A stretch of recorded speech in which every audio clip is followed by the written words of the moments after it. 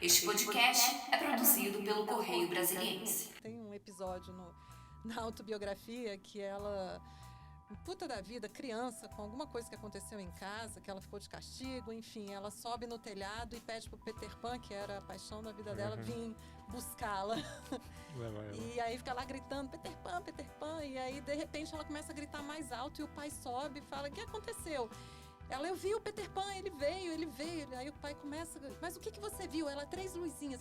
Mas o que eram essas luzinhas? E no final ele fala pra ela, filha, não existe coelhinho da Páscoa, Papai Noel, nem nada disso. O que você viu foi espaçonave.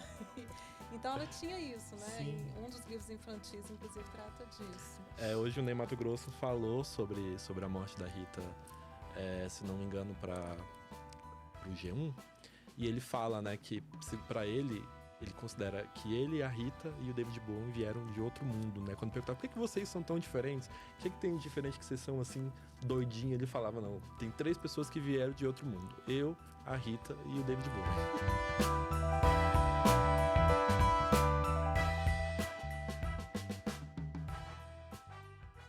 Olá pessoal, sou Pedro Grigori, estamos aqui com mais um episódio do podcast do Correio e hoje um episódio bem especial. A gente vai falar sobre a mulher que mais vendeu discos na história do Brasil, sobre uma mulher que tem uma carreira de mais de 5 décadas, né?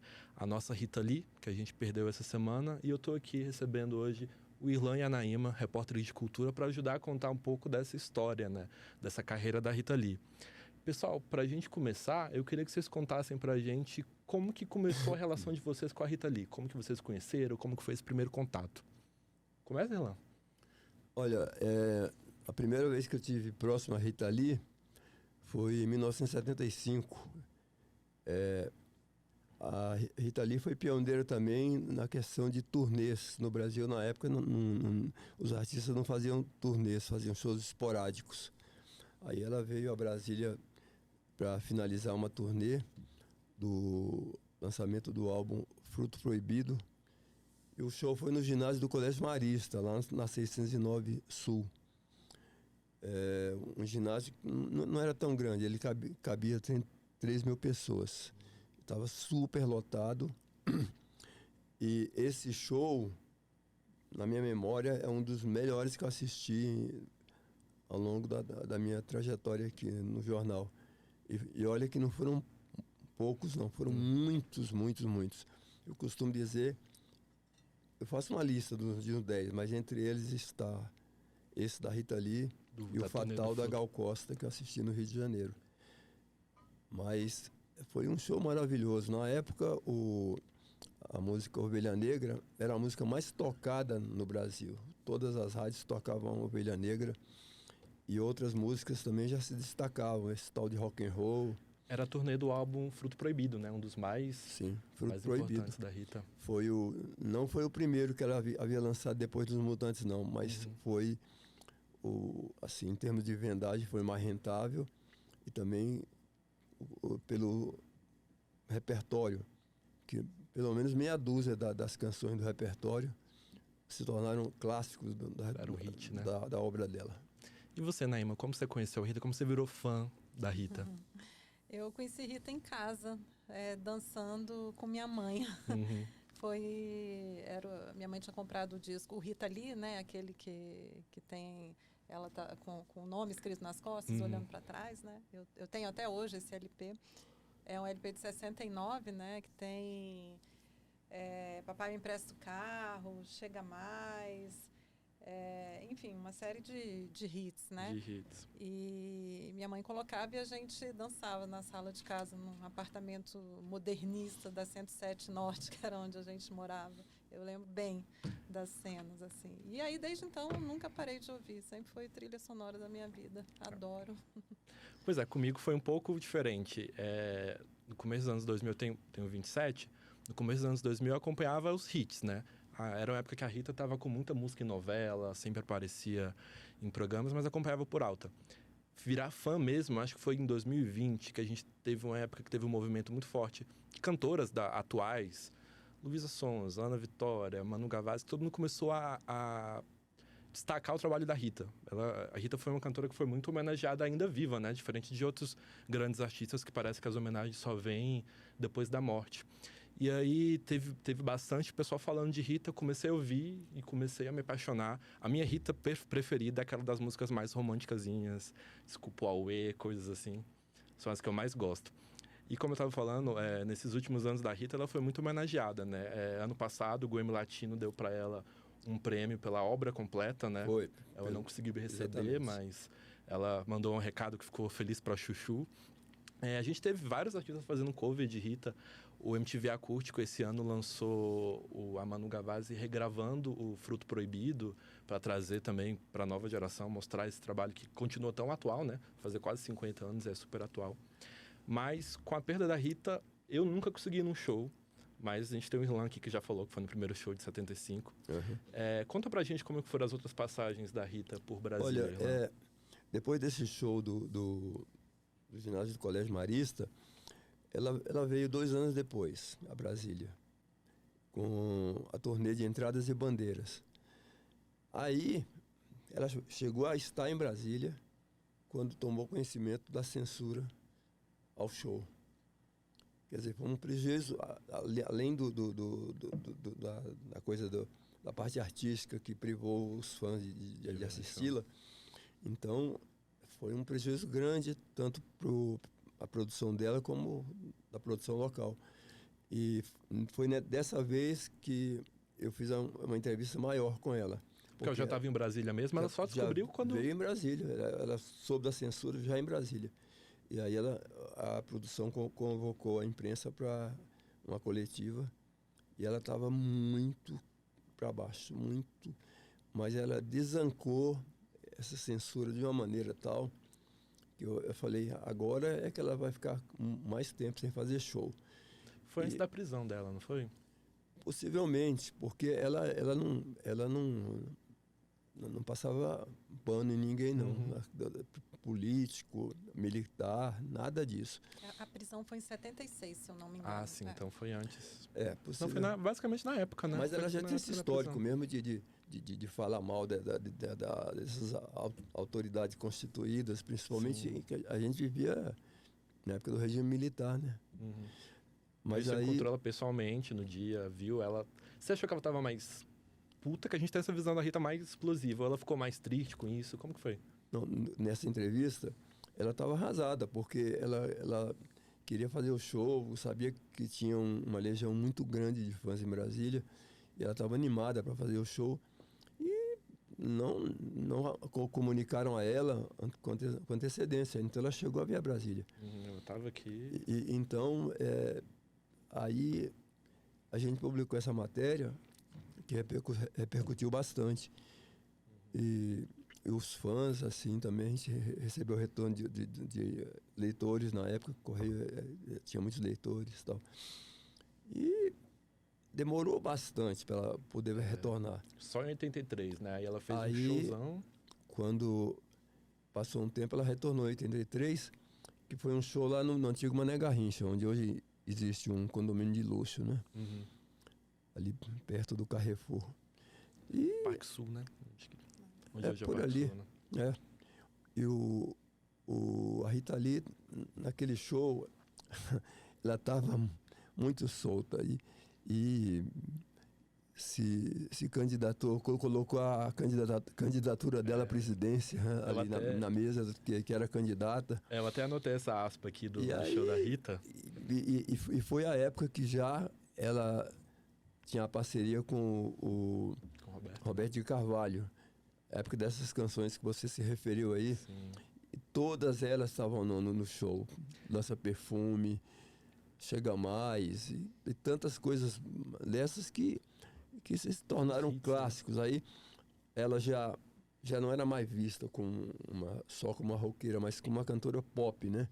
Porque as canções dela, como você se referiu, estavam em trilha de novela. As pessoas cantavam, sabiam de cor as canções. Deu para ver que naquelas 20 mil pessoas que estavam lá no Pelezão, Ali todo mundo sabia cantar as canções e acompanhou ela fazendo coro na maioria do repertório. Eu separei aqui a aspa que a Rita falou nesse show antes de cantar Vote em Mim, né? Que é isso que o Ivan estava falando. Ela falou assim: finalmente, depois de 8 anos exilada da cidade, estou de volta e venho propor minha candidatura. Sou candidata a levar alegria ao povo, que está de saco cheio desses militares que comandam o país. Para a censura, eu digo é proibido proibir. Disse Rita antes de cantar Vote em Mim. Muito legal. Foi. E depois disso ela veio mais diversas vezes para Brasília, né? E depois disso ela fez shows, assim, eu assistia, eu nunca deixei de assistir show da Rita Lee aqui. Assisti show dela também no Canecão, assisti aquele show que ela abriu pro Rolling Stone no Maracanã. A primeira vez que o Rolling Stone veio ao Brasil.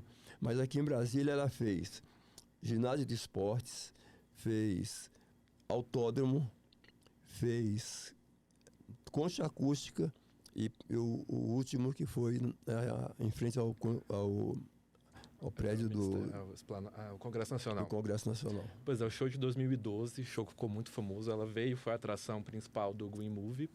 E o show ficou marcado por aquela parte que ela desce as calças, faz um bunda lelê lá. Como que foi esse show? Como que você viu essa última vez de Rita em Brasília? Esse show ela aproveitou que estava ali com a Praça dos Três Poderes por trás dela. Aí ela mandou ver, falou mal. E foi a época ela tinha acabado de lançar o show Reza. O álbum Reza, o último álbum porque que ela... esse Reza, o que aconteceu? Ela estava muito irritada porque anteriormente ela tinha sido vaiada em Aracaju. Ela fazia esse show em Aracaju e foi vaiada. Sim, show por coisas que ela estava reclamando, da atitude de pessoas na plateia e tal. Então, e ela fez um show maravilhoso assim. E no fim, assim, surpreendeu a todo mundo. Ela levantou a roupa e mostrou o bumbum. Aquilo ali foi um impacto grande e o jornal corajosamente publicou. Antes desse show, tinha sido o show em Aracaju, teria sido o último. Aí teve uma confusão lá, os policiais entraram, ela brigou com os policiais. Foi. E assim, tão rockstar que no último show ela saiu presa. E aí depois ela fez essa volta, fez show em Brasília, depois fez o último show no aniversário de São Paulo e deixou os palcos, né? Ela quis esses últimos anos da vida mais reservada. Só que aí em 2016 ela lançou essa autobiografia dela, que é uma das autobiografias que o pessoal mais adora. Naíma, o que você acha desse trabalho? O que você acha da Rita, escritora? Nossa, ela é um livro que você pega e não consegue largar, né? Ela tem um estilo... Ela avisa, inclusive, em vários trechos do livro que é ela mesma que está escrevendo, que não tem ghostwriter, que esse é ela total. E você reconhece ela, né? Ela tinha essa coisa do jogo de palavras, de fazer piadinhas, de um humor muito ácido com todo mundo e com ela mesma. E isso está muito presente na escrita dela, né? Sim. Então, e ela conta tudo mesmo, momentos fracassos, difíceis, quando ela foi expulsa dos Mutantes, o abuso sexual que ela sofreu na infância, mas ela conta ao mesmo tempo com uma leveza que é impressionante, assim. Eu recomendo muito a leitura desse livro. E vem aí uma outra biografia, né? Que seria a continuação dessa. Pelo que a gente já leu, o livro só sai dia 22 de maio, mas os trechos que andaram sendo divulgados, né? E ela mesma falou sobre isso, é um livro mais sobre o câncer que ela descobre aí quase no início da pandemia, né, quase junto com o começo da pandemia, o diagnóstico. Então, sobre o tratamento, sobre esse período, né, o envelhecimento, esse fim da vida dela, né? Porque nesses últimos anos ela virou uma pessoa bem reclusa, dava poucas entrevistas, né? Às vezes quem falava, quem publicava nas redes sociais era o marido dela, o Roberto. Se não me engano, a última vez que ela apareceu, teve um especial do Altas Horas em homenagem a ela. Acho que, não sei se foi um mês atrás, e ele Foi o publicou. FaceTime, né? Que ela fez. Isso, e ele publicou ela em casa assistindo quando o episódio saiu no ar, a reação dela. Foi no Serginho. no Grossman, no Altas Horas. Isso, por isso que eu falei, é legal que homenagearam muito ela em vida, Foi. né? Mas ela foi muito presente nas redes sociais, né? Sim. As redes sociais dela eram O Twitter dela, né? hilárias, assim, de acompanhar. Uhum. Agora, Inclusive- entrevista mesmo, ela parou de conceder entrevista e no próprio disco Reza, nós a entrevistamos, mas mandando por e-mail. Uhum. A gente mandou o e-mail, ela respondeu com presteza. Eu a entrevistei em 2019, também por e-mail, quando ela lançou. Ela escreveu 6 livros infantis, Uhum. né? 4 deles faziam parte de uma série com um personagem que chamava Dr. Alex, que era um ratinho e que vivia aventuras aí pelo mundo, Amazônia, enfim. Ela tinha essa coisa de ativista, né? Uhum. Então, defensora dos animais, luta contra os maus tratos. Então, isso estava muito nos livros infantis dela. E o lado místico dela também aparecia, né? Tem um desses livros infantis que eles vão atrás de um cristal mágico, enfim. E uma coisa que é curiosa na vida dela era essa história das espaçonaves, dos ETs, né? Uhum. Que é uma coisa que vinha do pai dela, na verdade. O pai dela acreditava nisso, né? Tem um episódio na autobiografia que ela, puta da vida, criança, com alguma coisa que aconteceu em casa, que ela ficou de castigo, enfim, ela sobe no telhado e pede pro Peter Pan, que era a paixão da vida dela, vir buscá-la. Leva ela. E aí fica lá gritando, Peter Pan, Peter Pan. E aí, de repente, ela começa a gritar mais alto e o pai sobe e fala, o que aconteceu? Eu vi o Peter Pan, ele veio. Aí o pai começa, mas o que você viu? Ela, 3 luzinhas. Mas o que eram essas luzinhas? E no final ele fala para ela, filha, não existe coelhinho da Páscoa, Papai Noel, nem nada disso. O que você viu foi espaçonave. Então ela tinha isso, né? Sim. E um dos livros infantis, inclusive, trata disso. Hoje o Ney Matogrosso falou sobre a morte da Rita, se não me engano, para o G1. E ele fala, né, que para ele considera que ele, a Rita e o David Bowie vieram de outro mundo, né? Quando perguntava, por que vocês são tão diferentes? O que tem de diferente que vocês são, assim, doidinhos? Ele falava, não, tem 3 pessoas que vieram de outro mundo. Eu, a Rita e o David Bowie. A Rita, na verdade, ela tinha essa fixação com a história e ela falava que gostava de vir a Brasília por conta dos fãs que ela tinha aqui. Era o contraponto aos políticos que ela detestava, mas também porque aqui em Brasília tinha algo no ar, essa coisa da ufologia, né? Achava a cidade mística, né? Ela sempre se referia a esse aspecto nos shows dela.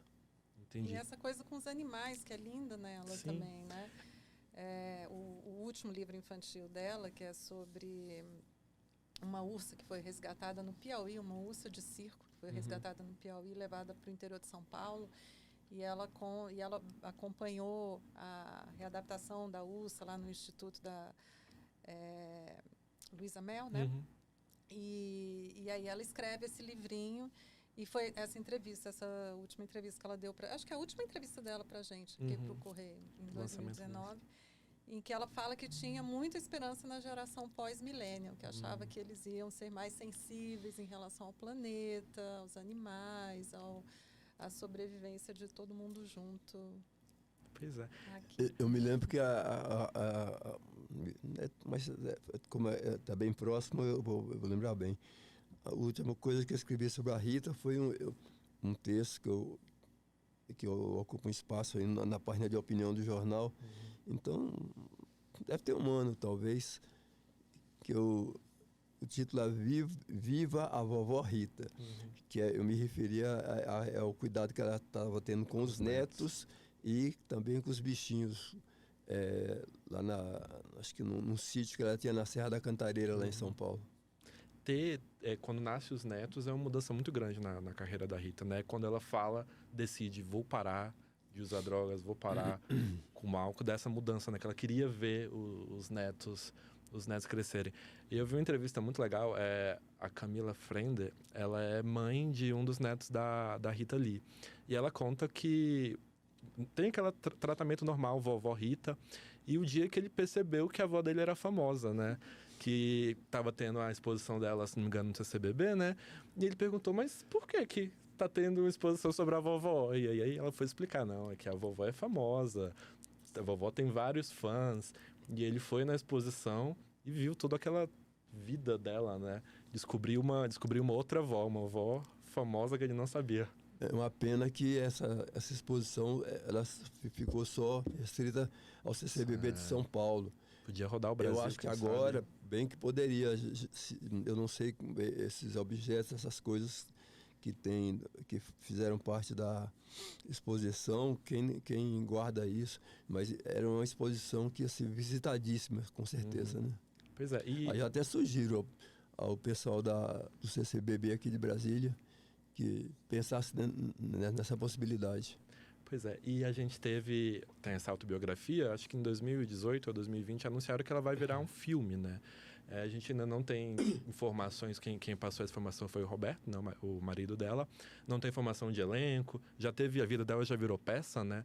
Agora a gente tem essa expectativa de que esse livro vire um filme contando essa história dela, contando todos esses detalhes. Torcer que também venha com esse humor dela que ela tem dentro do livro, né? Esse humor é tudo nesse livro, né? Inclusive tem uma coisa curiosa que ela coloca umas bulas como se fosse, sei lá, um alter ego dela, falando, ela não está lembrando que aconteceu, que na verdade isso não aconteceu assim, aconteceu assado.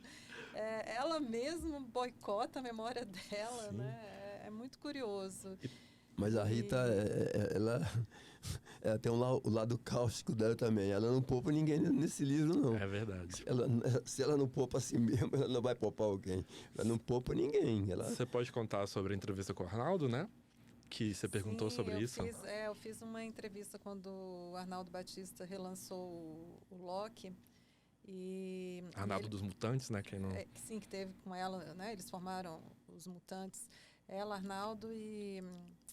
É o Sérgio, né? Porque tem o outro irmão mais velho, mas, né? mas é o Sérgio o Arnaldo é que foi o marido dela, né? Mas foi um marido que não era marido, né? Assim, ela conta muito bem isso aqui no livro. Casaram que não deu certo, mas eles casaram porque ela queria sair de casa e eles tinham os ensaios e a mãe começou a implicar e... Ela falou, ok, eu caso, você não me enche mais o saco, eu vou e venho a hora que eu quiser. E rasgaram a certidão. Rasgaram a certidão na Hebe, no sofá da Hebe. Ela era muito amiga da Hebe, né? Sim. E a entrevista, né? A entrevista e o Arnaldo falou para mim, não, eu não... Ela é muito mentirosa, isso é a versão dela, não vou ler jamais esse livro. Não gostou, não. Não terminou tão bem. Eu me lembro também que ela caiu de pau porque a Zélia Duncan foi parceira dela numa canção chamada, uma daquelas escritoras do movimento modernista, como é que é? Pagu, uma música chamada Pagu. E aí ela teve essa canção com a Zélia. Tem a frase, sou mais macho que muito homem, né? Sou mais macho que muito homem, exatamente. Por que eu trouxe isso aqui à baila? Você tá falando que ela... Entrevista que ela... Parece que teve alguma... Ela se desentendeu com a Zélia? Não, elas se deram bem, inclusive. Aí, até porque a Zélia cantou uma canção que a Rita exalta São Paulo, uma canção linda, linda. Uma das melhores gravações que eu já ouvi da Zélia.